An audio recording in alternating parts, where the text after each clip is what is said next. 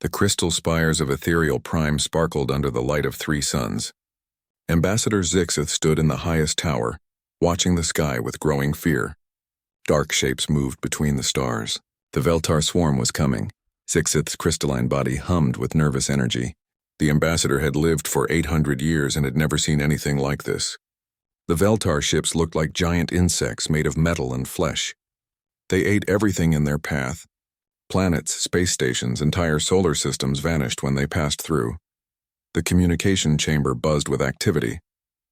Dozens of alien species worked together trying to find a solution. The Cathari, with their massive brains, calculated attack patterns. The Sylvani used their advanced computers to model defensive strategies. Nothing worked. Report, Zixith said to Commander Velok of the Confederation Navy. The 4-armed warrior shook his head. We lost the Gamma Fleet 3 hours ago. They held for 20 minutes before the Veltar ships adapted to our weapons. The enemy learned to absorb our energy beams and turn them against us. Zixith felt cold inside. The Confederation had ruled the galaxy for 10,000 years. They had ended wars, cured diseases, and brought peace to 1 million worlds. Their technology was the most advanced in known space, but none of it mattered now. The Veltar were different from any enemy they had faced. They did not want territory or resources. They simply consumed everything. Their ships were alive, growing stronger with each victory. Every weapon the Confederation used against them made them more powerful. What about the Zenith cannon? Zixith asked. Destroyed, Velok replied. The Veltar ships absorbed the energy blast and used it to create 3 new vessels. We are not fighting ships, Ambassador. We are fighting evolution itself. Through the crystal walls, Zixith could see the first wave of Veltar ships entering the star system. They moved like a swarm of hungry insects covering the space between planets. Behind them came larger vessels, massive things that pulsed with stolen life force. The communication officer, a young Etherian named Kixal, looked up from his station. Sir, we are receiving surrender demands from the Veltar Collective. Show me, Zixith said. The main screen flickered to life. A horrible sight filled the view. The Veltar speaker was a mass of twisted metal and organic tissue. Multiple eyes stared out from a face that was both machine and monster. When it spoke, the voice came from 100 different throats. Confederation species, the thing said. You have resisted long enough. Submit to absorption. Your technology and biology will improve our collective. Resistance brings only suffering. Zixith stepped forward. We will never surrender to you. The Confederation has protected this galaxy for millennia. We will not let you destroy it. The Veltar speaker made a sound like laughter mixed with grinding metal. Protection? You speak of protection while your fleets burn. We have consumed 43 star systems. We have absorbed the knowledge of 67 species. You cannot stop evolution. The transmission ended. Outside, the Veltar ships moved closer. Their weapons began charging, creating a horrible glow that hurt to look at. How long do we have? Zixith asked. 6 hours until they reach our defensive grid, Velok said. Maybe 10 hours before they crack our planetary shields. Zixith walked to the emergency communication station. This was their last hope. The galaxy-wide distress beacon could reach every corner of known space. Maybe somewhere out there another species had found a way to fight the Veltar. Open all channels, Zixith ordered. Maximum power. I want this signal to reach every star system in the galaxy. The technicians worked quickly. Warning lights flashed as the station drew massive amounts of power. In moments, they would broadcast to trillions of beings across countless worlds. Zixith stepped up to the transmitter. This might be the last message the Confederation ever sent. This is Ambassador Zixith of the Etherian Republic, speaking for the Galactic Confederation. We face complete destruction from the Veltar swarm. They have consumed 43 star systems and defeated our combined fleets. Our most advanced weapons only make them stronger. The ambassador paused, feeling the weight of history. To any species receiving this message, we beg for help. The Veltar cannot be reasoned with. They cannot be bought or bargained with. They consume everything living and turn it into more of themselves. If they destroy us, they will come for you next. Outside, the first Veltar ships reached the outer moons. Explosions lit up the darkness as automated defenses tried to stop them. The defenses lasted 3 minutes. We have tried everything, Zixith continued. Energy weapons, kinetic bombardment, biological warfare, computer viruses. Nothing stops them. They adapt to every attack and become stronger. We need help from species we have never met, technologies we have never seen. The communication officer signaled that the message was reaching the edge of the galaxy. Zixith hoped someone out there would hear it. Someone who had answers they did not.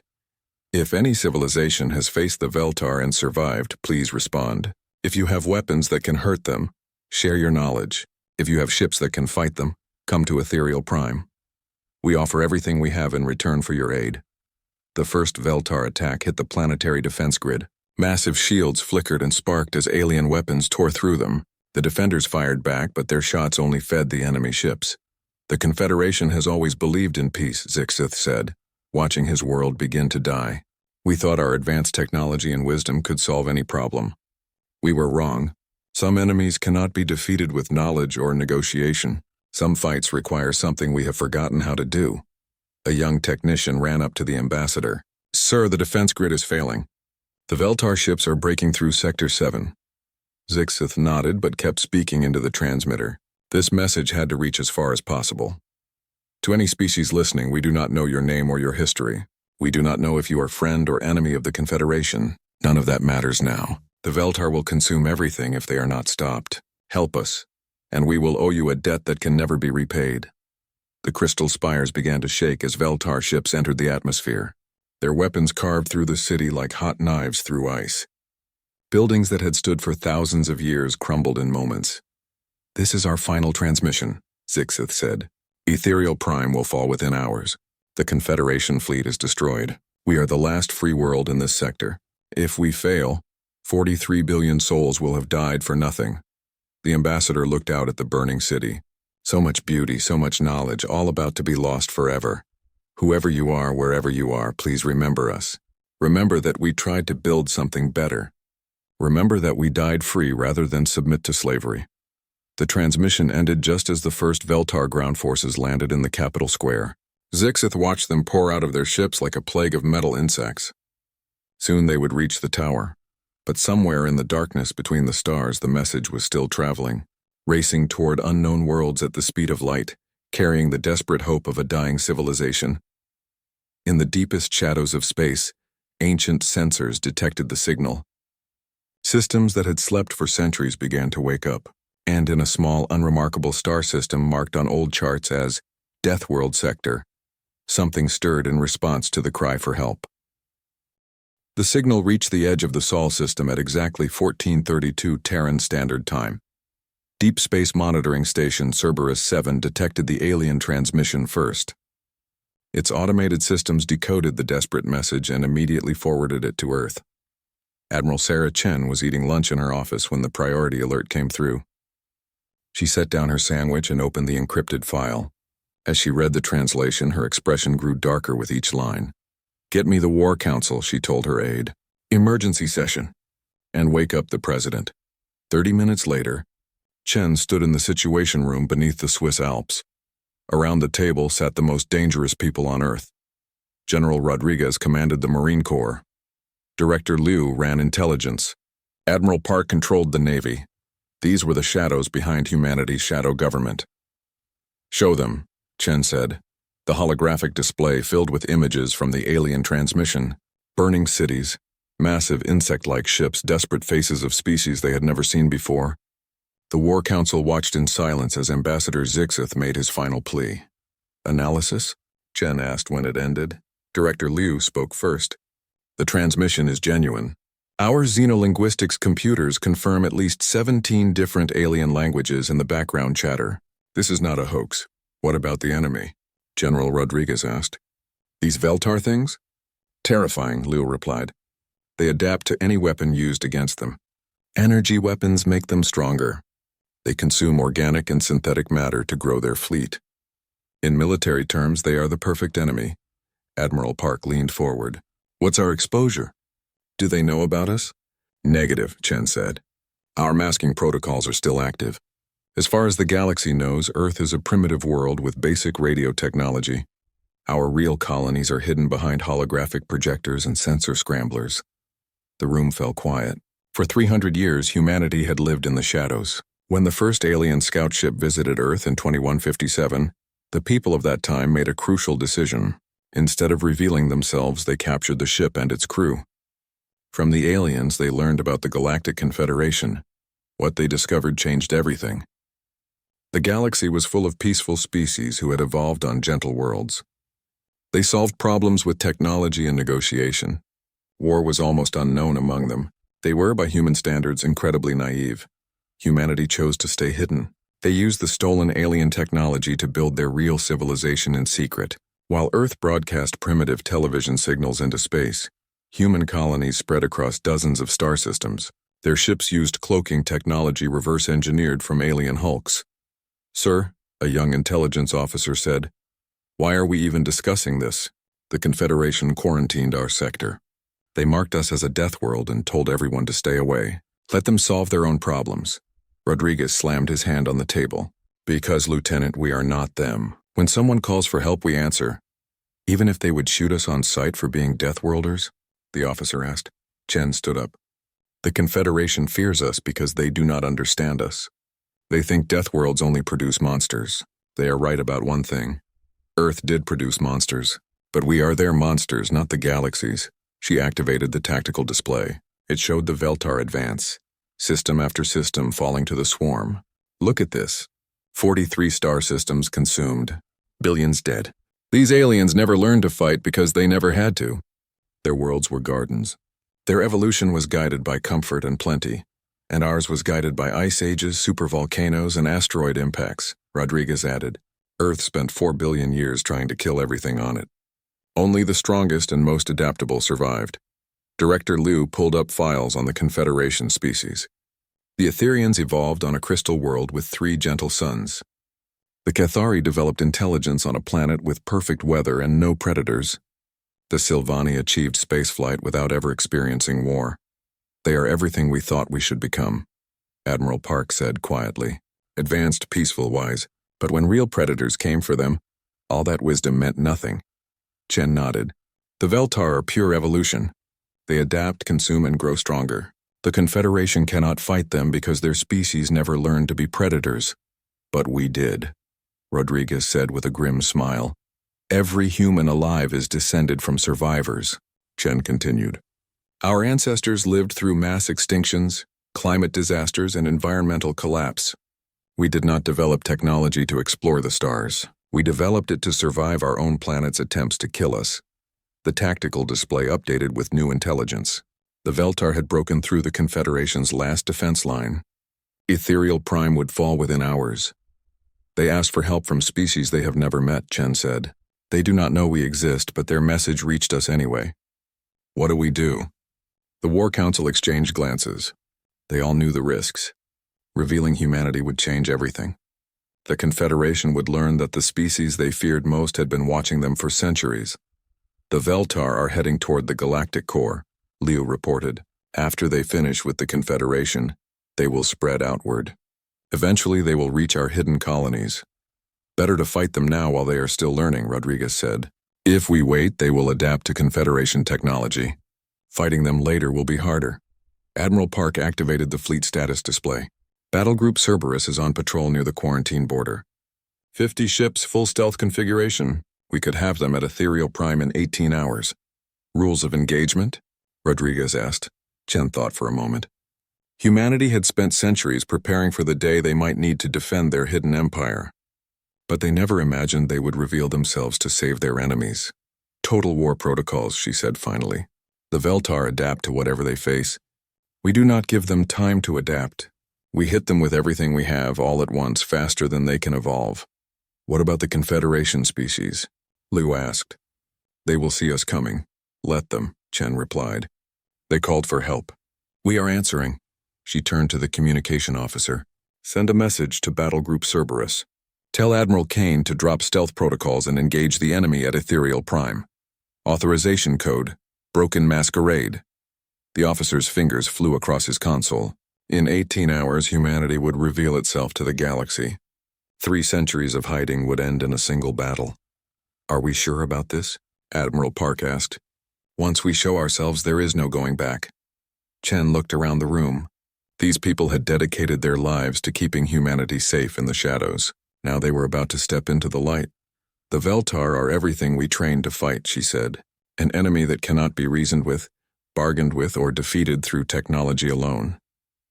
The Confederation species are like children playing with weapons they do not understand. But we understand. We have always understood. Understood what? The young intelligence officer asked. Rodriguez answered. That survival is not about being the smartest or the most advanced. It is about being willing to do whatever it takes to keep breathing. The Confederation species forgot that lesson because their worlds never taught it to them. But Earth taught it to us every single day, Chen added. And now it is time to graduate. The War Council dispersed to make preparations. Within hours, the most powerful fleet humanity had ever assembled would drop out of hyperspace above Ethereal Prime. The aliens who had called for help would finally get an answer, but they would learn that sometimes salvation comes from the monsters hiding in the dark. The Veltar fleet surrounded Ethereal Prime like a cancer spreading through healthy tissue. Their bioships pulsed with stolen energy from dozens of dead worlds. Ambassador Zixth watched from the crumbling communication tower as the enemy prepared for the final harvest. The planetary shields had failed 2 hours ago. Veltar ground forces moved through the crystal city like a plague of metal insects. They consumed everything in their path. Buildings, vehicles, even the decorative gardens that had taken centuries to grow. Any response to our distress signal? Zixith asked. Communication Officer Kixall shook his head. Nothing, sir. The signal reached the edge of the galaxy, but no one has answered. Commander Velok limped into the room, his forearms bleeding from shrapnel wounds. The Veltar are 3 blocks away. We have maybe 10 minutes before they reach this tower. Zixith nodded sadly. Then we die as we lived, free. Outside, the largest Veltar bioship positioned itself above the capital. The massive creature was over 5 kilometers long, its hull a disgusting mix of metal plating and organic tissue. Weapon pods along its sides began to glow with deadly energy. Preparing orbital bombardment, Kixall reported. They're going to sterilize the entire city. That was when space tore open. The hyperspace exit was nothing like the gentle transitions used by Confederation ships. This was violent, aggressive, like a predator pouncing from ambush. Reality twisted and screamed as something forced its way into normal space. Ships emerged from the rift. But these were not like any vessels in the Confederation database. They were angular, scarred things that looked more like weapons than spacecraft. Their hulls were dark metal, covered in armor plating and weapon mounts. They moved through space like sharks hunting in deep water. What are those? Velok whispered. More ships appeared, dozens of them, all different sizes but with the same predatory design. At their head was a massive dreadnought that dwarfed even the largest Veltar bioship. Its hull was black as space itself, marked with scars from countless battles. The unknown fleet did not try to communicate. They did not demand surrender or negotiate terms. They simply opened fire. The first salvo hit the Veltar orbital ship like a hammer striking glass. Nuclear warheads detonated along its hull, followed by kinetic projectiles moving at significant fractions of light speed. The bioship's adaptive armor began to respond, shifting to absorb the energy weapons. Then the unknown ships switched tactics. Instead of energy beams, they fired explosive shells filled with depleted uranium. When the Veltar armor adapted to stop those, the attackers used gravity bombs that crushed sections of hull into neutron-dense matter. When the bioship tried to regenerate, focused particle beams carved through the healing tissue. They are not giving it time to adapt, Zixith said in amazement. The orbital bombardment ship died in flames, its biomatter burning in the vacuum of space. But the unknown fleet was just getting started. Smaller ships dove toward the planet's surface, their weapons targeting Veltar ground forces. They did not try to avoid civilian areas or preserve infrastructure. Their only goal was to kill the enemy as quickly and efficiently as possible. On the surface, Veltar troops found themselves under attack from fighters that moved like living creatures. The alien pilots flew patterns that should have been impossible, pulling maneuvers that would kill any normal being. Their weapons were crude but devastating. Chemical explosives, kinetic rounds, and something that looked like controlled nuclear fire. The Veltar tried to adapt. Their bioarmor shifted to absorb kinetic energy. The unknown fighters immediately switched to thermal weapons. When the enemy developed heat resistance, the attackers used sonic charges that shattered Veltar chitin from the inside. They are fighting like animals, Commander Velok said. No strategy, no coordination. Just pure aggression. No, Zixith corrected, watching the battle unfold. Look closer. Every attack is different. They are not giving the Veltar time to learn and adapt. This is not animal fury. This is planned savagery. In space, the main Veltar fleet moved to engage the unknown ships. The biovessels outnumbered the attackers 3-1, and their adaptive technology had learned from thousands of previous battles. They should have won easily. But the unknown ships fought like nothing the Veltar had ever faced. When bioships tried to ram them, the attackers used their engines to dodge at impossible angles. When Veltar weapons targeted their hulls, they spun and twisted to present moving targets. One human destroyer, surrounded by 5 Veltar cruisers, should have been destroyed quickly. Instead, it accelerated directly toward the largest enemy ship. At the last second, it released its entire payload of nuclear mines and used its emergency thrusters to change course. The mines detonated inside the bioship's hull, tearing it apart from within. The destroyer emerged from the explosion damaged but still fighting. Its captain immediately targeted the next closest enemy, showing no fear or hesitation. "What kind of species fights like this?" Kixel asked. The question was answered when one of the unknown ships was damaged and forced to land near the communication tower. Zixith watched as armored figures emerged from the wreckage. They moved through the rubble like predators, their weapons ready, their movements efficient and deadly. The first human soldier Zixith saw was smaller than expected. The being stood only 2 meters tall, its body covered in battle armor that looked both primitive and effective. But there was something in the way it moved that made Zixith's crystal form ring with fear. This creature had evolved to kill. More soldiers spread out from the crash site. They moved in small groups, communicating through hand signals and electronic devices. When they encountered Veltar ground troops, the fighting was brief and brutal. The humans did not try to match Veltar technology. Instead, they used tactics that were older than civilization itself. They set ambushes, used cover, and coordinated their attacks with ruthless precision.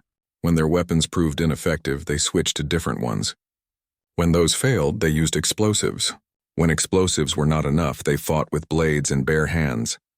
One human soldier, cut off from his squad, faced 3 Veltar warriors in close combat. The aliens were larger, stronger, and equipped with adaptive weapons. The human should have died quickly. Instead, he used the environment as a weapon. He brought down a damaged building to crush one enemy, used broken glass to blind another, and strangled the third with its own biocables. The entire fight lasted less than 2 minutes. "Impossible," Velok breathed. "How can such a small creature defeat Veltar warriors?" The answer came from the human himself. After the fight, he looked directly at the communication tower where they were hiding. Even through the armor, Zixith could feel the intensity of his gaze. This was not a species that had evolved intelligence to avoid conflict. This was a species that had evolved intelligence to become better killers. In space, the battle was turning. The Veltar fleet, which had conquered 43 star systems, was being systematically destroyed by ships that looked like they had been built in a scrapyard. The unknown attackers used every weapon imaginable: nuclear fire, kinetic rounds, particle beams, gravity bombs, and things that defied easy classification. When Veltar bioships tried to adapt to one weapon type, the attackers would switch to something completely different. They fought without honor, without mercy, and without giving their enemies time to evolve defenses. The largest Veltar command ship, a creature the size of a space station, found itself surrounded by human vessels. The bioship's adaptive armor had learned to resist most forms of attack. It should have been nearly invulnerable. The human ships opened fire with everything they had. The bioship's armor adapted quickly, absorbing energy and deflecting kinetic rounds. But the humans were not trying to destroy it. They were hurting it. The command ship found itself pushed toward the system's star. Too late, it realized the trap. The human ships had been driving it into the star's gravity well. Unable to escape, the massive bioship was pulled into the stellar fires and destroyed. Within 6 hours, the entire Veltar fleet was gone. 43 star systems of conquest and adaptation, ended by ships that looked like they had been cobbled together from spare parts. As the last enemy vessel died, Zixith received a communication from the unknown fleet. The voice that came through the speakers was harsh and unfamiliar, speaking in a language that the translation computer struggled to decode. "Ethereal Prime. This is Admiral Kane of the Terran Defense Corps. The immediate threat has been neutralized. We are deploying ground forces to secure the area. Do not resist. We are here to help. Terran.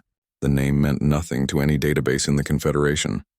But as Zixith watched human soldiers move through the ruined city, one thing became clear. Salvation had come from the monsters hiding in the dark, and the galaxy would never be the same.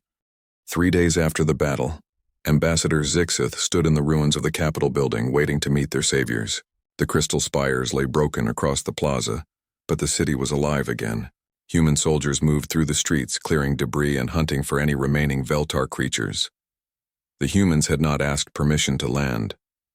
They simply did it. Their ships filled the sky above Ethereal Prime like metal birds of prey. They set up field hospitals, distributed supplies, and secured the area with military efficiency that amazed the surviving Confederation forces. But they had not revealed themselves yet. The human soldiers wore full armor that covered their faces. They communicated through electronic devices and responded to questions with simple gestures. Zixith knew they were waiting for something. The waiting ended when a shuttle landed in the central plaza. It was larger than the fighters but still carried the same predatory design. Armored figures emerged and formed a protective circle around someone in different armor. Captain Marcus Rodriguez removed his helmet as he approached the communication tower. Zixith got the first clear look at a human face. The creature was smaller than most Confederation species, but there was something unsettling about its features. Small eyes that seemed to track everything at once, a mouth that could display aggression or friendship in an instant, and an expression that suggested this being had seen more violence than any civilized species should survive. Ambassador Zixith, Rodriguez said through a translation device. I am Captain Rodriguez of the Terran Marine Corps. Admiral Kane sends his regards and an invitation to talk. Zixith's crystal form resonated with nervous energy. Terran, our databases have no record of your species. That was intentional, Rodriguez replied. We need to talk somewhere secure. There are things you need to know about us, things about this galaxy that you have never suspected. 2 hours later, Zixith sat across from Rodriguez in a makeshift meeting room. The human had brought several devices that created an electronic barrier around them. Whatever they discussed would remain private. First question, Zixith said. Where did you come from? Your ships appeared from nowhere. Rodriguez activated a holographic display. It showed a star map with a small section highlighted in red. We came from here. The sector you marked as Quarantine Zone 77 Beta.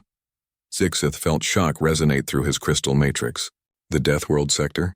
That is impossible. No intelligent life could evolve there. Why impossible? Rodriguez asked. Because that region contains only Type 13 worlds. Extreme gravity, unstable weather, dangerous radiation, constant geological activity. The Confederation survey marked it as unsuitable for life. Rodriguez smiled and the expression looked predatory. Your survey was correct. Those worlds are extremely dangerous. But life did evolve there anyway. It just evolved differently. The hologram shifted to show a blue-green planet orbiting a yellow star. Zixith recognized it from ancient survey reports. The third planet of System Sol, classified as extremely hostile to intelligent life. This is Earth, Rodriguez said. Our homeworld? Your people visited it once about 300 years ago.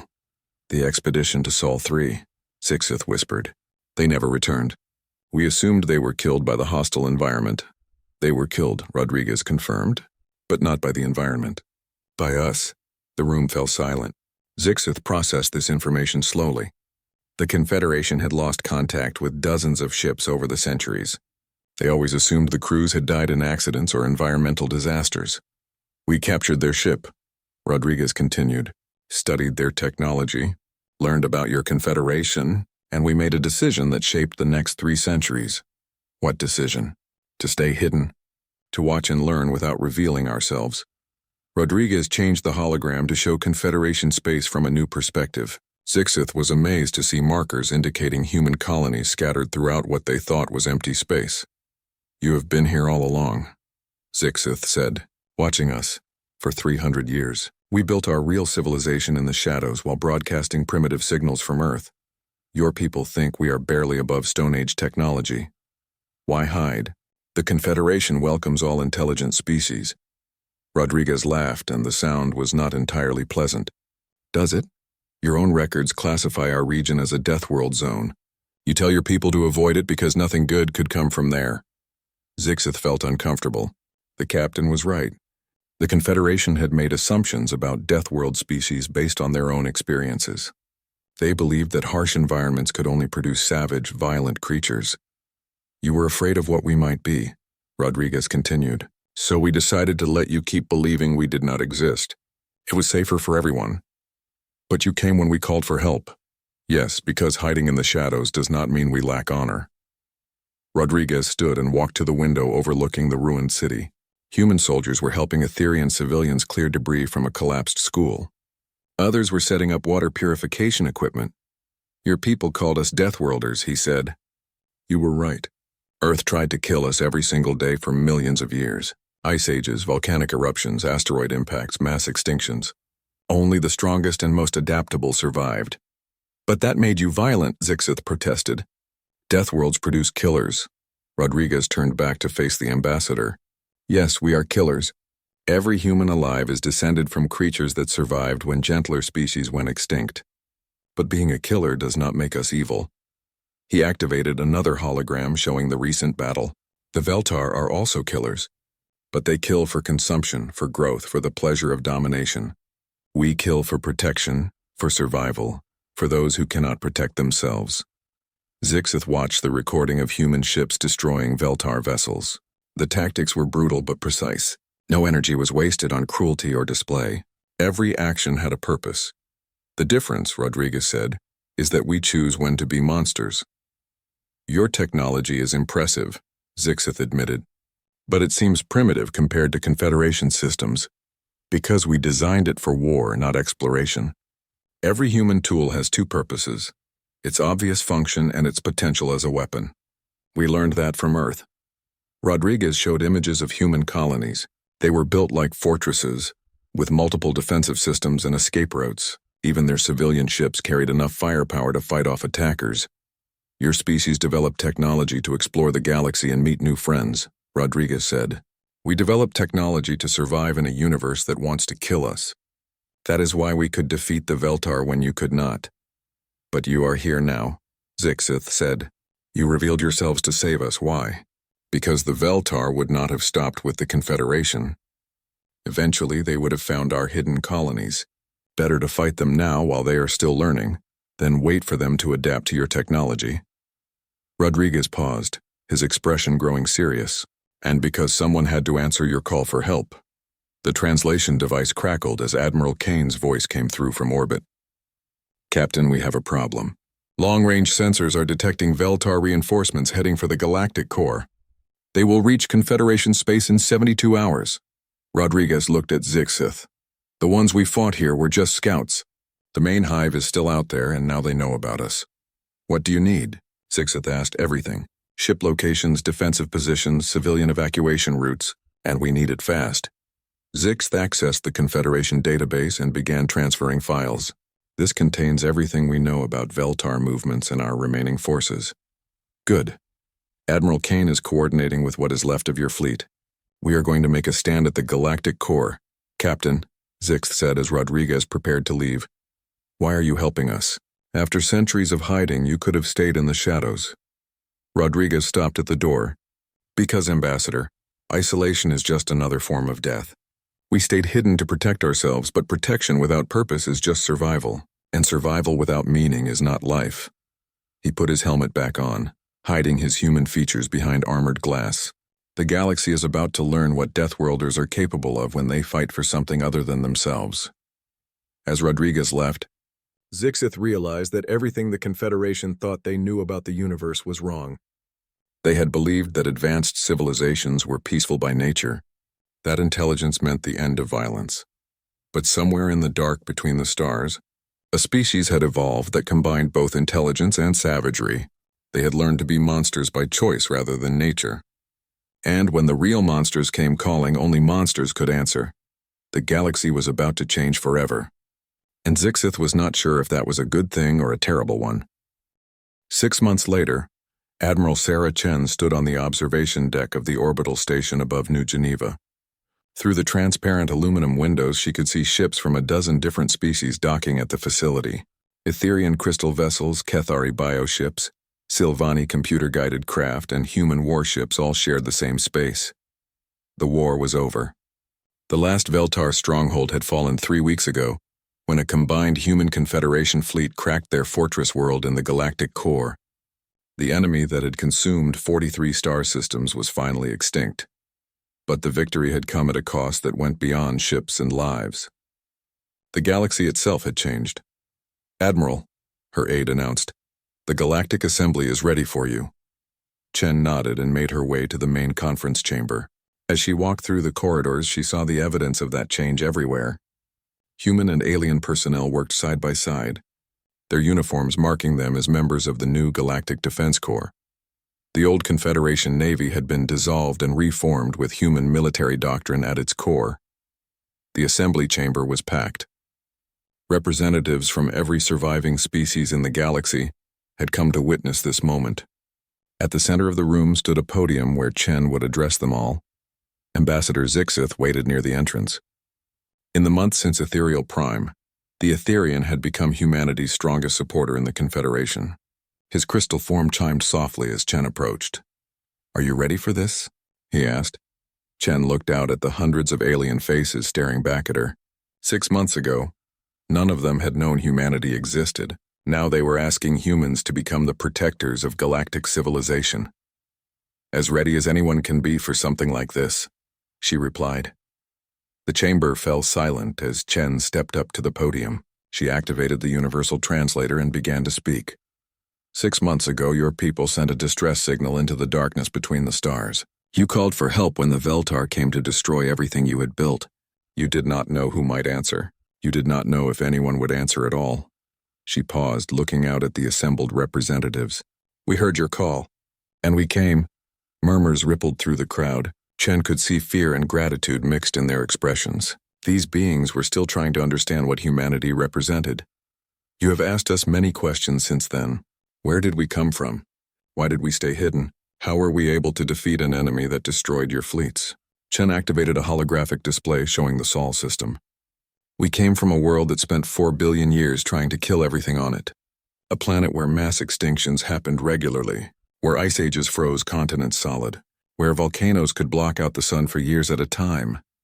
The display shifted to show images of early human ancestors, primitive creatures struggling to survive in a hostile environment. "Our species did not evolve intelligence to build beautiful cities or explore the stars. We evolved intelligence to survive when everything else died. We learned to adapt faster than our environment could kill us." More images appeared. Humans developing tools, making fire, building shelters. Each innovation driven by the need to stay alive one more day. "When your scout ships first visited Earth 3 centuries ago, we faced a choice. Reveal ourselves and join your peaceful confederation, or remain hidden and build our own civilization." Chen could see some representatives shifting uncomfortably. They knew what choice humanity had made. We chose to hide, not because we were cowards, but because we were afraid of what we might become if we joined you too soon. The hologram showed the development of human space colonies, hidden bases scattered throughout what the Confederation thought was empty space.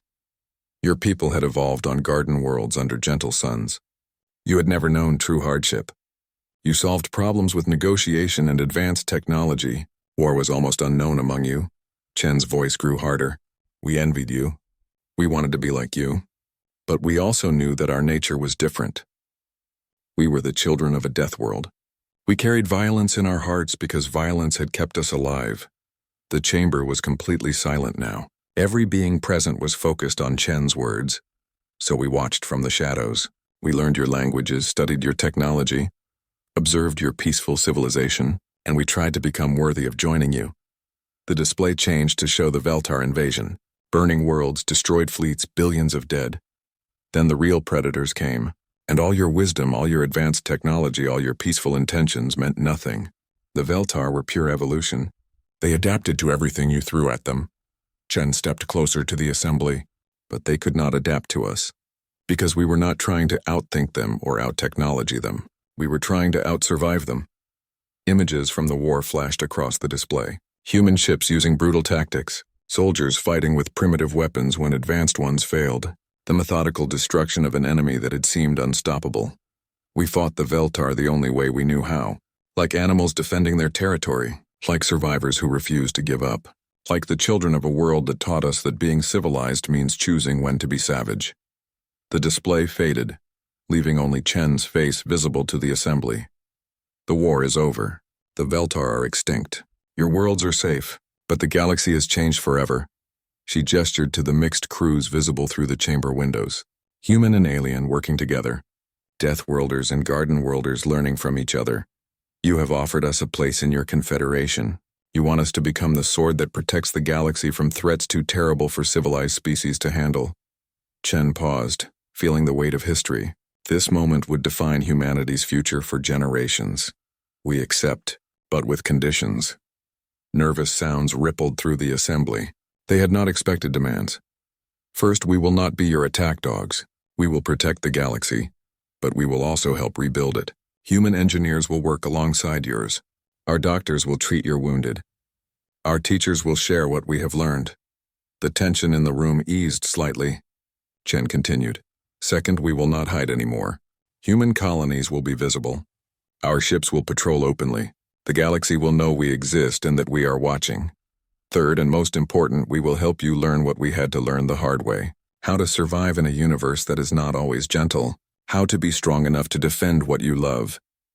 Chen looked directly at Ambassador Zixith. Your people called us monsters from the Deathworld sector. You are not wrong. But monsters are not always the enemy. Sometimes they are the only thing standing between civilization and the dark. She turned back to the full assembly. We are the children of Earth. We carry the scars of a world that tried to kill us every day. But we also carry its gifts. The ability to endure, to adapt, to survive when survival seems impossible. The Veltar came from the darkness between the stars. They will not be the last. Other threats will emerge from the void. Things you cannot imagine and cannot defeat with peaceful means. Chen's voice grew firm with resolve. When that day comes, you will not face it alone. We will be there watching from the shadows, ready to step into the light. Because that is what monsters do. We hunt other monsters. The chamber erupted in mixed reactions. Some representatives cheered. Others looked uncertain. A few seemed afraid. Chen expected all of those responses. As the assembly dispersed, Zixith approached the podium. That was either the beginning of a new golden age or the end of everything we built, he said. Chen smiled. Maybe both. Change is never comfortable. Will your people really protect us, even knowing how we feel about Deathworlders? We will protect you because of how you feel about Deathworlders, Chen replied. You are afraid of what harsh worlds create, but you are also wise enough to know that sometimes you need monsters on your side. Through the window, Chen could see human patrol ships beginning their first official runs through Confederation space. No more hiding behind sensor scramblers, no more pretending to be primitive. The galaxy called for help when the darkness came for them, she said quietly. We answered. And we will keep answering, for as long as the stars burn. 6 months ago, humanity had been the galaxy's most carefully guarded secret. Now they were its acknowledged protectors. The species that had learned to survive in hell itself was ready to make sure no one else would have to face that hell alone. In the depths of space, human monitoring stations continued their eternal watch. Because the children of Earth knew a truth their alien allies were still learning, in a universe full of wonders and horrors, the greatest danger comes not from the monsters you can see, but from the ones still lurking in the dark between the stars. And when those monsters finally showed themselves, humanity would be ready.